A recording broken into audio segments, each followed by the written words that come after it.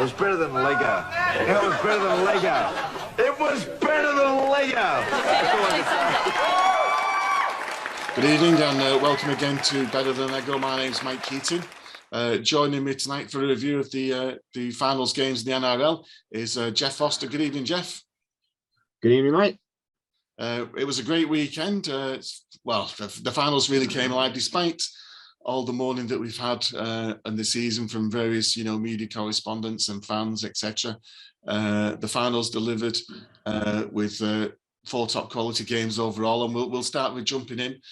First of all, the big game on Friday, which was Melbourne against Manly. Again, we talked about this a couple of weeks ago. Bit of history between the two teams, and we wouldn't say lived up to expectation, but Melbourne really laid out the platform, really started off right from the word go with Pappenhausen's kick, which, for those of you that don't know, it more or less settled right behind the post, right from the kickoff, which, if you watch it again, was a planned kick. It was an accidental kick, a planned kick from Pappenhausen, who more or less took away the man of the match performance. But that really kind of set the tone of the game. Tapau took the kick out from under the sticks, and Manly managed to make it to halfway despite the pressure, only for DCE to lack of cohesion, really, wasn't it, with Harper, the centre, which cost them the ball. Ball went to ground. Brandon Smith picks it up, flicks it inside to the winger. Can't remember the guy's name. What's his name? Not written it down. Kivalu, is it? I think, no, that's the thing, isn't it? No, I think, yeah, that's... the new guy's only played 6 games and he went in, and Melbourne were on the score sheet after 2 minutes. Brandon Smith ran a walk for the first 15 minutes. Then Ryan Pappenhausen seed off what was a spirited second half of the first, before I think kind of sealing it in the beginning of the second half. It was a great performance by Melbourne, Jeff, has to be said. Yeah, it was. They were. You could tell they'd done this before many times. They weren't. There's always a danger going into a finals that you might not have. You might not have that being a level of energy that you need. It's a different level of energy than what you have in the the regular season. They're used to it. All their guys were switched on from the first minute. Yes. And it looked to me like Manly kind of thought that they were maybe just going to play another league game, And the other thing is they couldn't get the key guys into the game, really. Every time Trbojevic got the ball, there was 3 or 4 guys in front of him. And DCE, it's one of those games with DCE. He's either fantastic, stealing all the limelight, or he's just not there. It's been a problem. What do you think? What did Melbourne do right? Do you think that kind of won the game? Because Manly really struggled. I won't say struggle in the forwards, but the middle. They dominated the possession, didn't they? Yeah. They dominated the possession. They didn't make silly unforced errors. Unforced errors. In regular competition are bad enough. Enforced errors in big matches, finals matches, they cost twice as much. And the other thing is they tend to cascade as well. So you get one, then you get a second, a third, a fourth, and the thing was, their possession, Manly couldn't keep hold of the ball, whereas Melbourne was just giving it to that big forward pack. They were just rumbling down the field. The same kind of same old names. With a few of the newer characters like Smith and some of the younger guys that got in there now. But look, I've seen it all before. It's nothing I haven't seen before. I've seen it many times. It just this time it wasn't with Karen Smith. Yeah, I think it was a good. I mean, the first half we watched them, those first 15 minutes. They, as you just said, once the sort of, it's the snowball effect, isn't it? Against like Melbourne, any championship sort of worthy side, they can get on a roll, and they kind of. I mean, I think they were 16-0 up, wasn't it, within a quarter of an hour? So, Manly made a game of it for the 20 minutes after, because we thought there was something happening, and then of course, Pappenhausen, who we'd kind of been knocking that he hasn't really hit his form, suddenly turned the game. I mean, that try he scored out of nothing, where he just shot through like a snake. And then you had the one in the what's his name, the start of the second half, where you had the two Manly players colliding together as he just sidestepped him. I mean, I think. Sorry. I think that the thing about Pappenhausen, I think he's kind of Bellamy.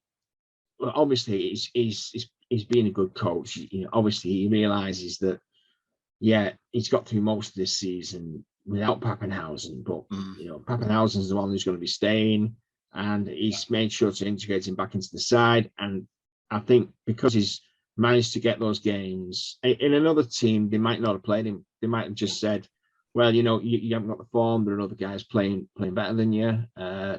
But Bellamy, you know, he's a smart guy. He realized he's got to integrate him back into the side, and it was going to happen.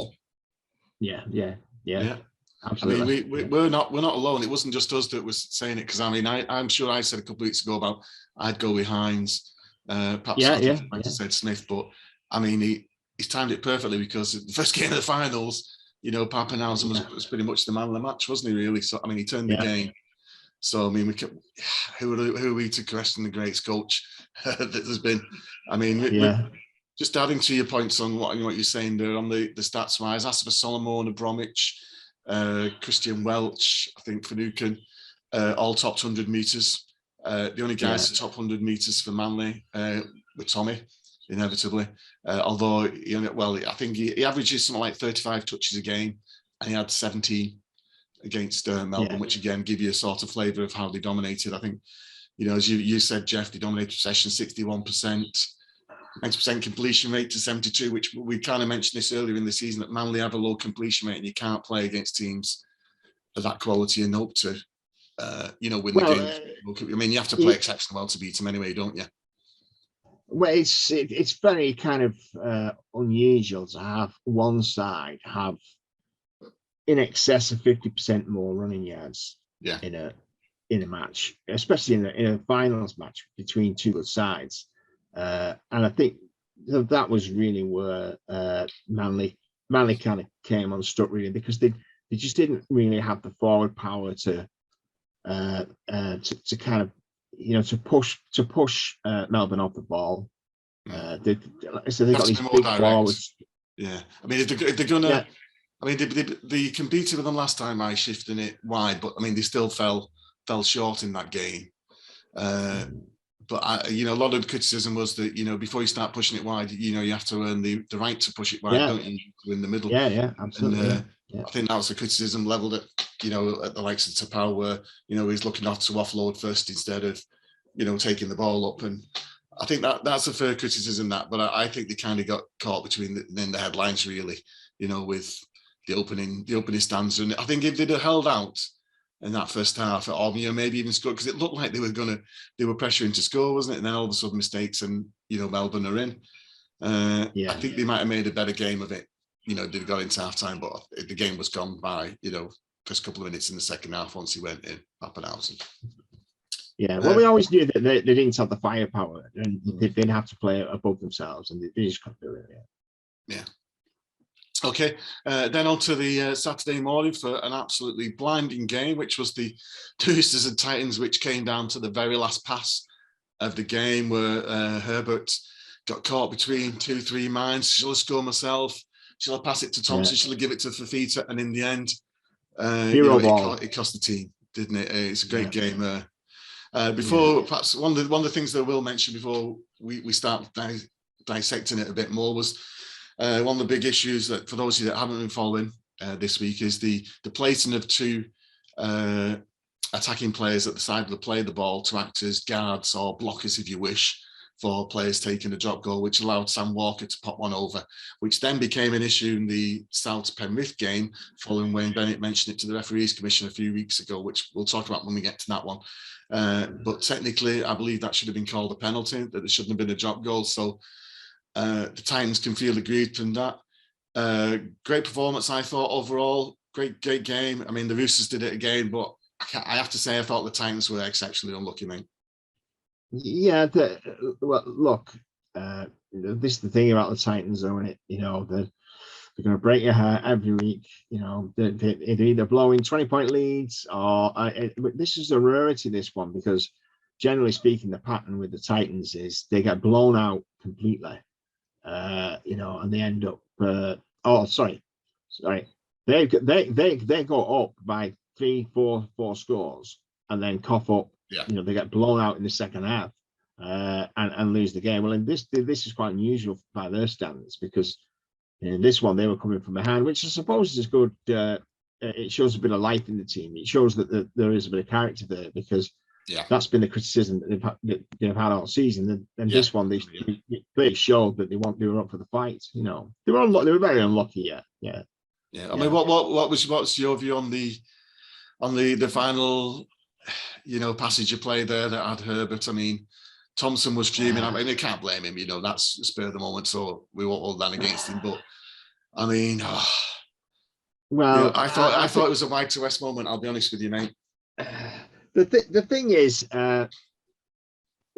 look, this is the thing. If you're going to encourage your players to play fast-paced, risky, by comparatively risky attack, then you've got to accept that you're going to get plays like this. This is just going to happen. Now, I've seen the Titans score playing very, very similar. The length of the fielders where it's gone through 5 pair of hands. Guys have been throwing it out the back of, around the backs, between the legs. It's like circus strides, and they scored them. I just thought they were unlucky that it was the one match where they really they needed it to stick. It still would have taken some scoring because the cover was coming across, but it wasn't a cert. No, it wasn't a cert. No, and there were big guys coming across as well. That begs the question with the what's his name? Where he drop kicked it? Was it this kid? It was.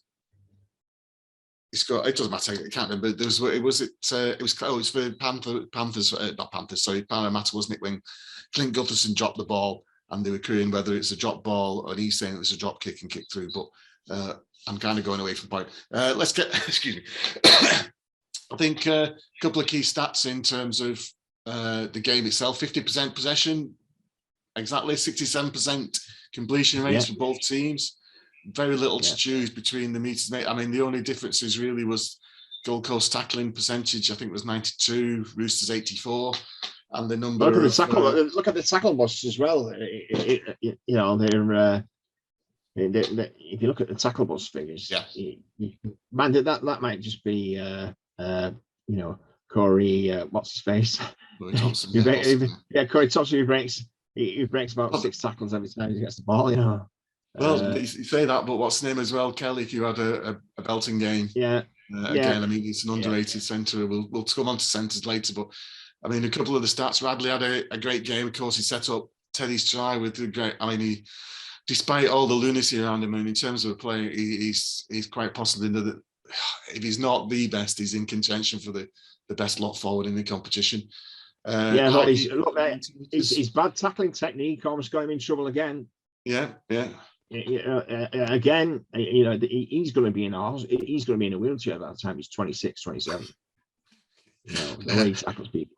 141 metres for Crichton, 138 for Radley. Isaac Liu chipped in as well with 123, and then both wingers with over 150. Tupou 194 metres, Ikevala 170. Teddy expect 184. I think the interesting one was that in the pack for the Titans.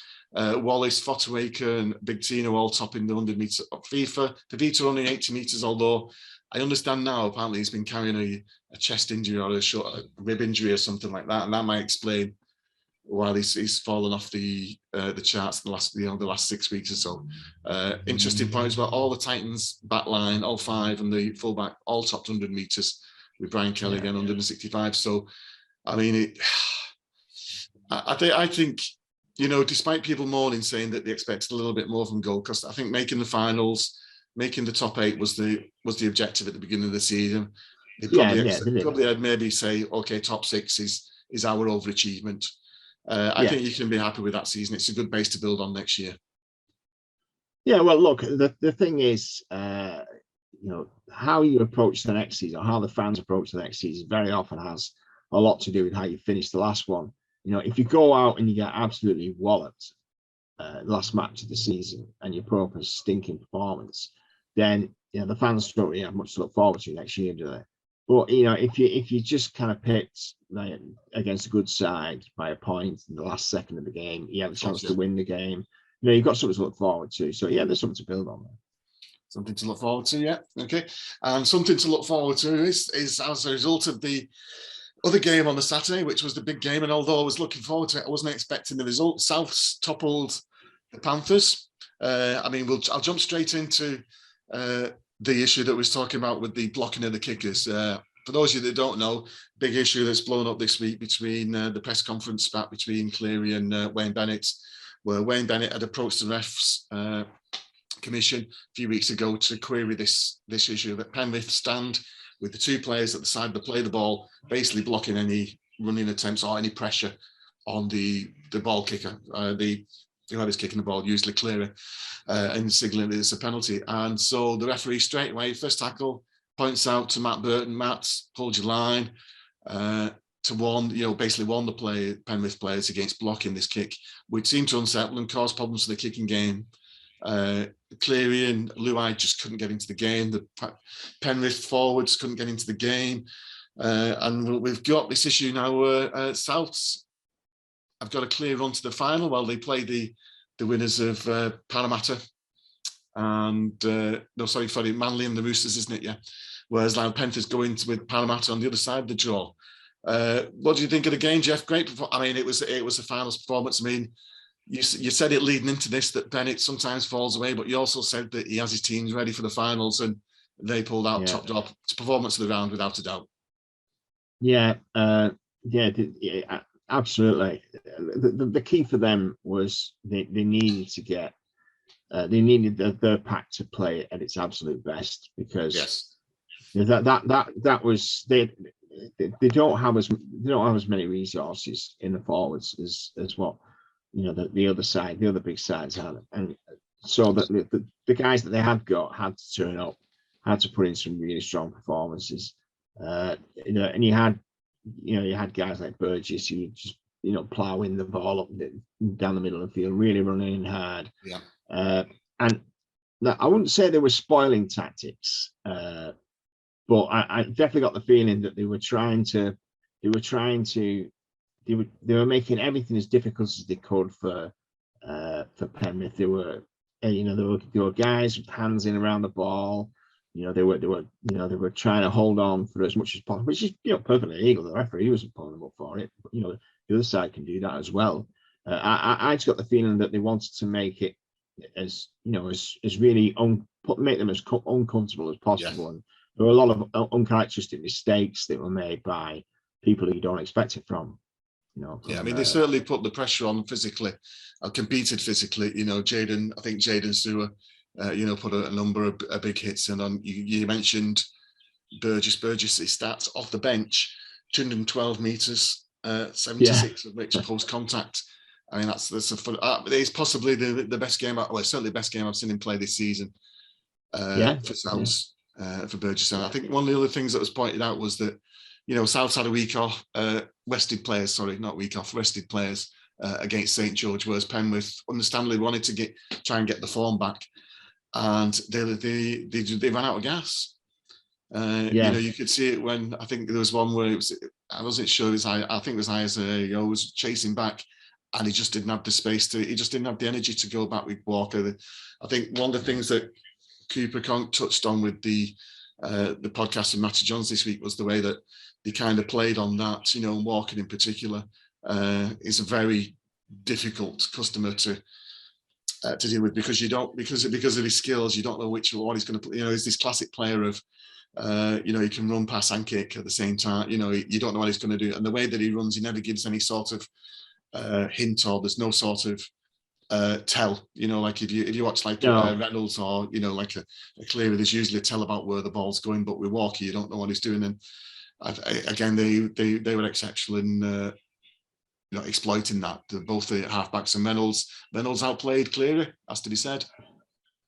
Yeah, well, Luai was the one who was kind of in and out of the game. I just got a feeling that the heads were just didn't seem to be there, you know. And I don't understand why, because you know, I do wonder if it's that energy.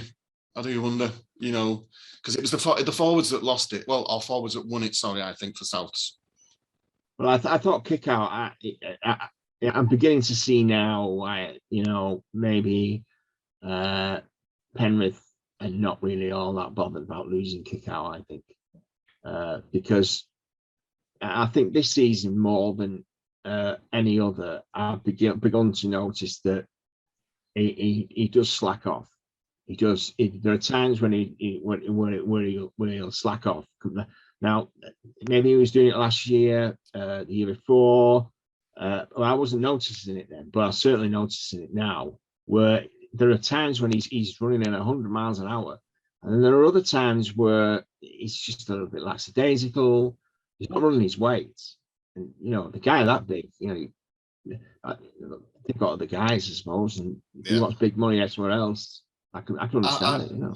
I think we'd have to give some credit there to Sal, to be honest with you, mate. I mean, yeah. know what you're saying in terms of sometimes you can go missing, but I think Sal shut him, certainly shut down the Cleary Luai link up. I mean, Luai, he's one of my favourite players to watch, and he just couldn't get into the game. You know, they lack the flow that they usually have, don't they? And I'll be honest with you, I don't see it as a major concern for Penrith, because if I was Penrith, I would rather play Melbourne in the semis than in the finals.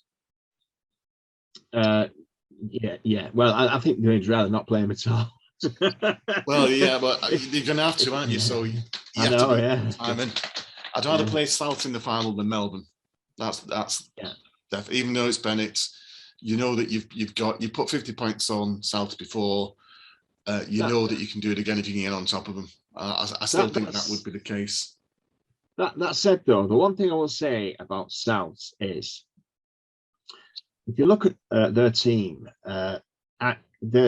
you would say that it going up against the absolute top sides of the competition, you're expecting them to get beaten more often than not. However, they do have these players, and there are quite a few players like that on their side.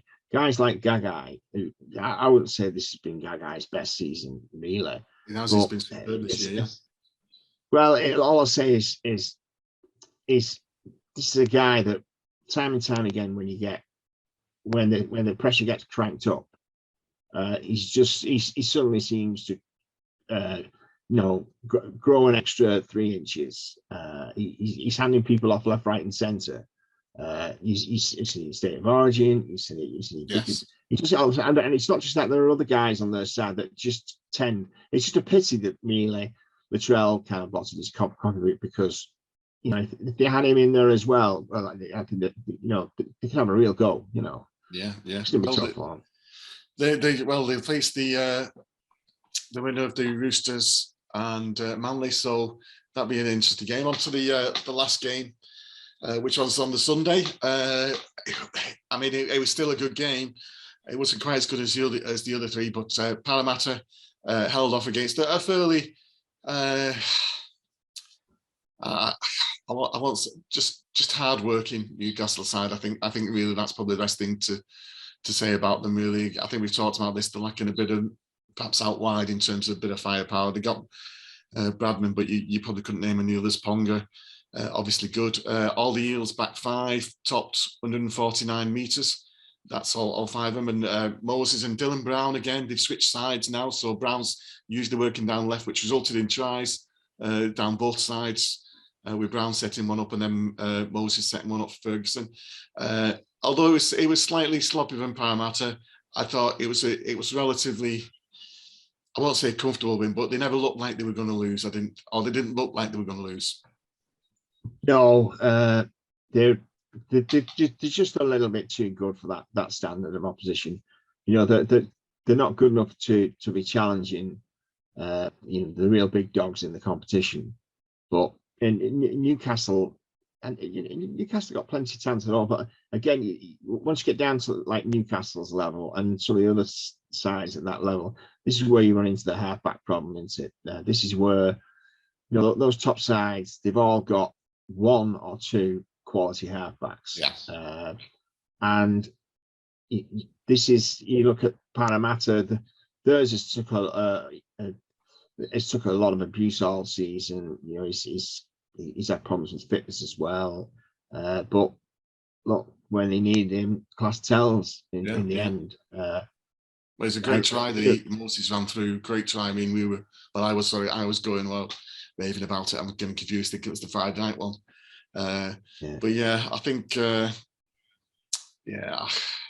mean, it's been a solid season. I mean, Newcastle making 8, it would be, I think that would be a minimum objective really for the season, wouldn't it? I think they'll probably say it's been slightly disappointing. They probably expected a little bit more. Yeah. But given, I mean, I think the improved Ox Mitchell-Pearce got back and got into the team. It gave them a bit of solidity to go with, you know, with Ponga and Dylan Edwards, and, you know, Gagai's going there next year as well. So, yeah, you know, that gave them a bit extra out wide, which I think we kind of, you know, they have to learn to do. I think the criticism has been they have to do more than just give it to Ponga.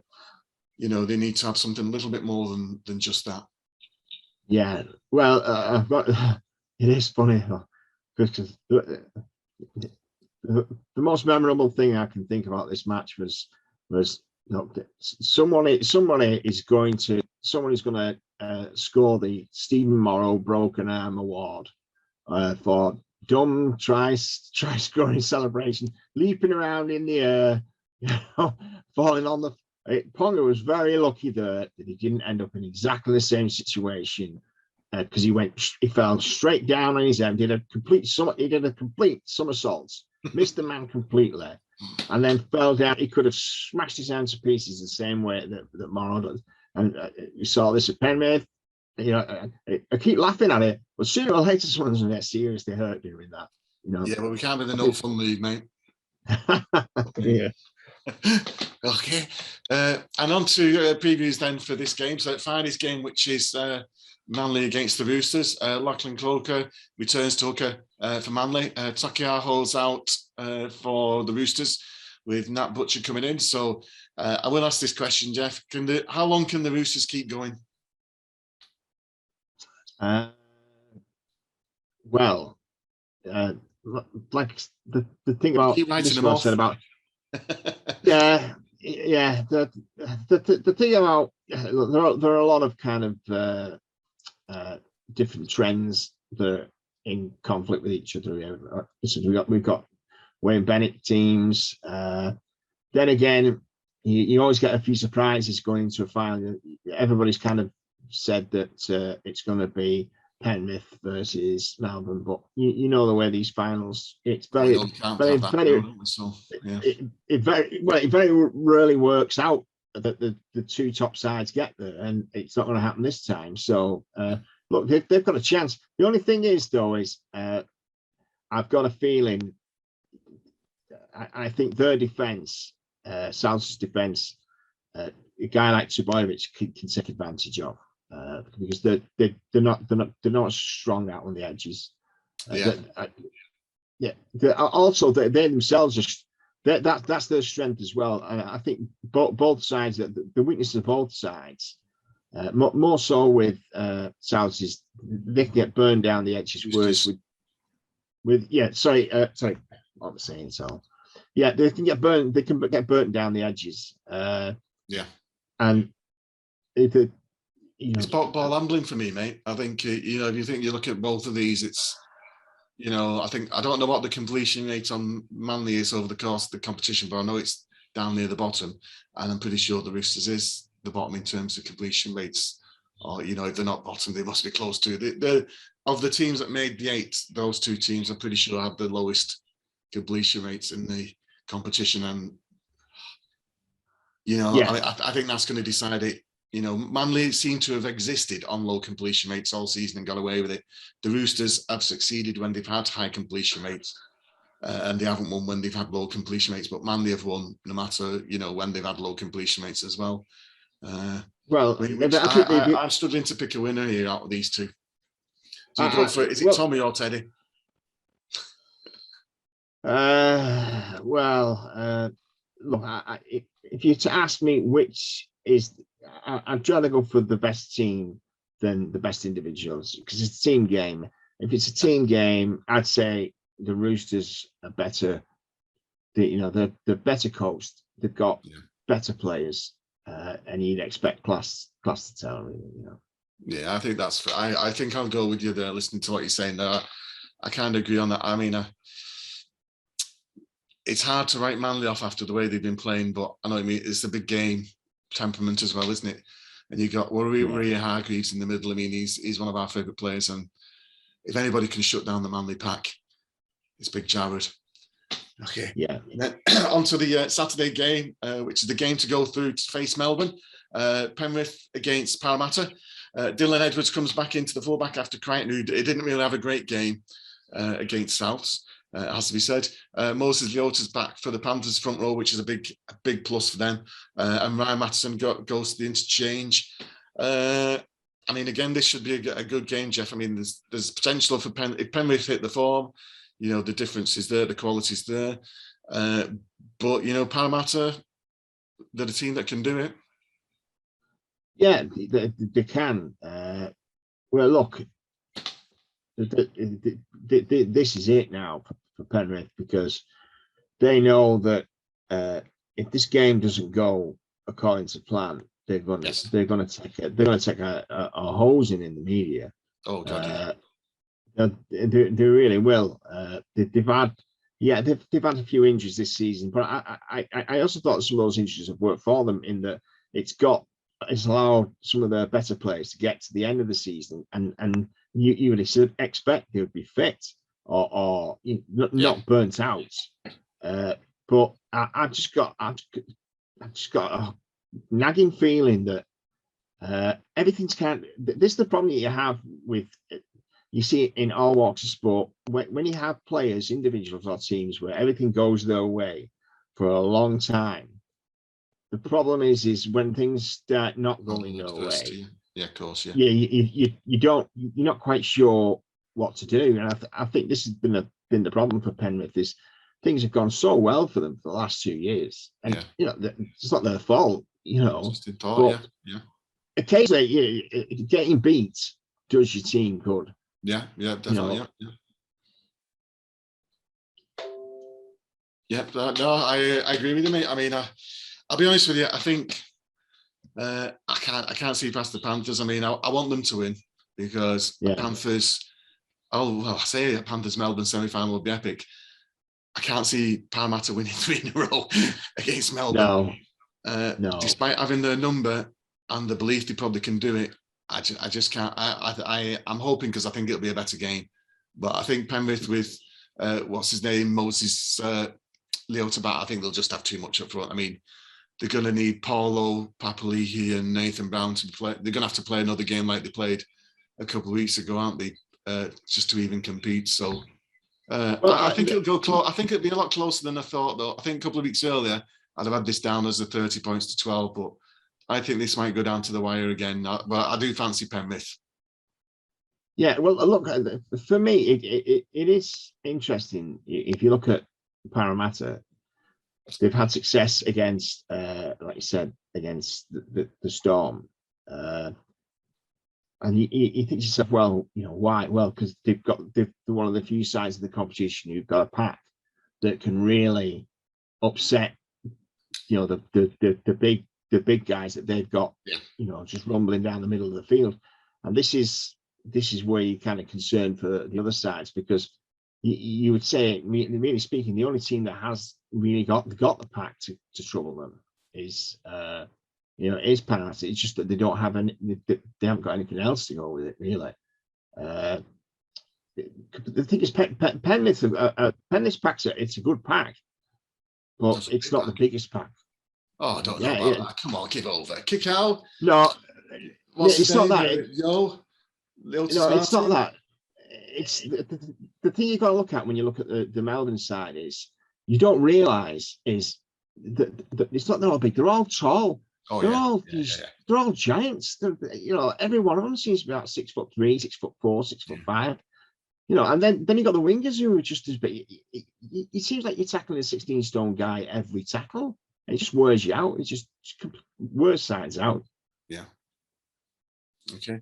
So are you going for Penrith as well? Yeah, you'd have to do it. Yeah. Okay. Excuse me. Okay, and finally on to our next selection for our favourite players to watch. We talked last week about fullbacks and wingers. I think I selected Will Kennedy. You selected Nico Hines, I think, wasn't it? I can't remember who was selected on the wing now. I think it was Joseph Saab, and I can't remember who else, but Corey Thompson probably, I don't know. Onto the centres. Okay, this is our nominations. Unlucky to I was thinking Patrick Herbert could have been one of those nominated.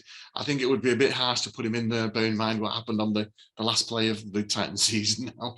But nominations, okay, Matt Burton of Penrith, Brian Kelly of the Titans, Justin Olam, Melbourne, Joey Manu, who had his season cut short by Mitchell's horror tackle, Dane Gagai, we've just talked about, and Brad Parker of Manly, who's flown under the radar for the last 2 or 3 seasons and been a good, solid, productive centre.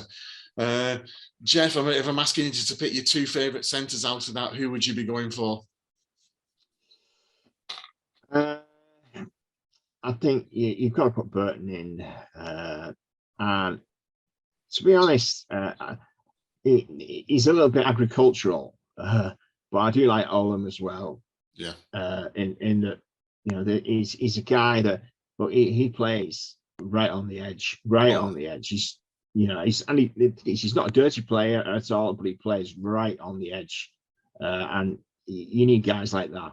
Guys like that. It was great against Manly, wasn't he? Absolutely brilliant against Manly. Yeah, absolutely. Yeah. I think I'll definitely agree with you on Matt Burton. I can't think he's been the standout centre for me in the competition in that game against the Roosters, which I raved about a few weeks ago. So he'd be definitely mine. I think I would probably go. I want to say Brian Kelly, but I got to go with Joey Manu. Really, I mean, it was a shame what happened with injury, because I would love to have seen him playing in these semis. I mean, that game, one of the games, I can't remember if it was that game or was the week before, and I think he had something like 150 metres in like the first 25 minutes, half an hour against somebody, just covering. They were that depleted, and I mean, again, he's a quality player.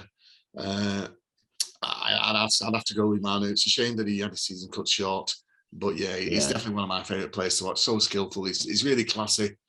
But has he has the quality that you need as well, and quality, it's the application and the execution. Yeah, for me, I find it quite hard really, because this season, I saw a lot of it last season as well. Years ago, you could if someone said to you, who are the best centres in the competition, you could just reel off a whole lot of names, because centre was a specialist position, and players kind of stayed there. Nowadays, you've got players who are centre one week, wing next week, fullback the next week. To me, it just seems like there aren't as many dedicated centres now. They're more kind of utility players who move around. You get players like Olam, who tends to play he's almost always there. But the thing is, there are other players who can slot into the halfback role. They play. Sometimes you could be on the wing. Sometimes you could be a fullback. Yeah. The two guys I've picked. Well, we know Matt Burns. Matt Burns is standoff. Yeah.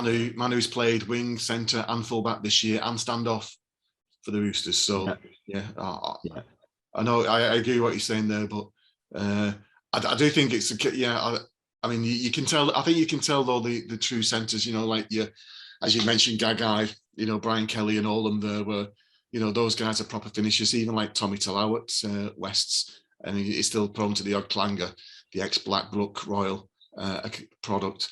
But he knows where the try line is, and that, I think we mentioned Turby Farmworth as well once.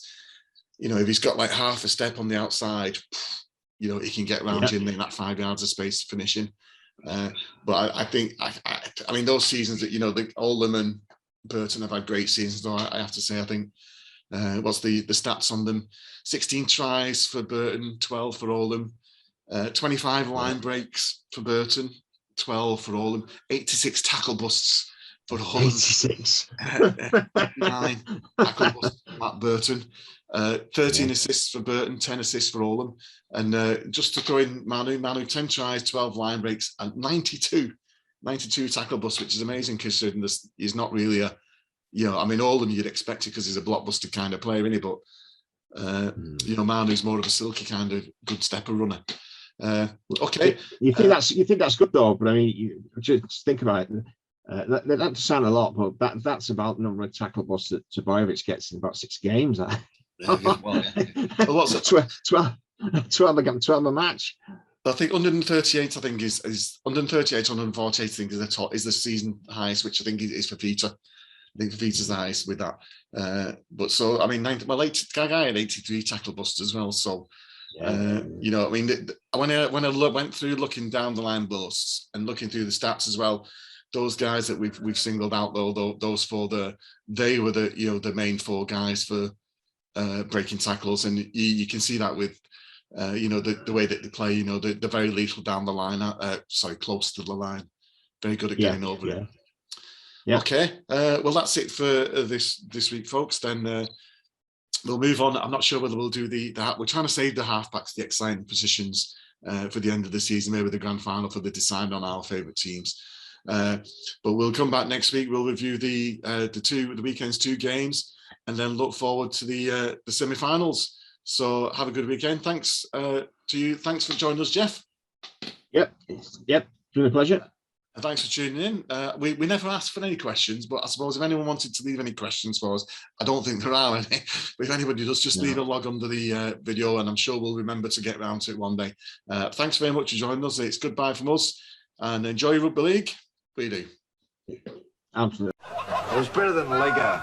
It was better than Lego. It was better than Lego.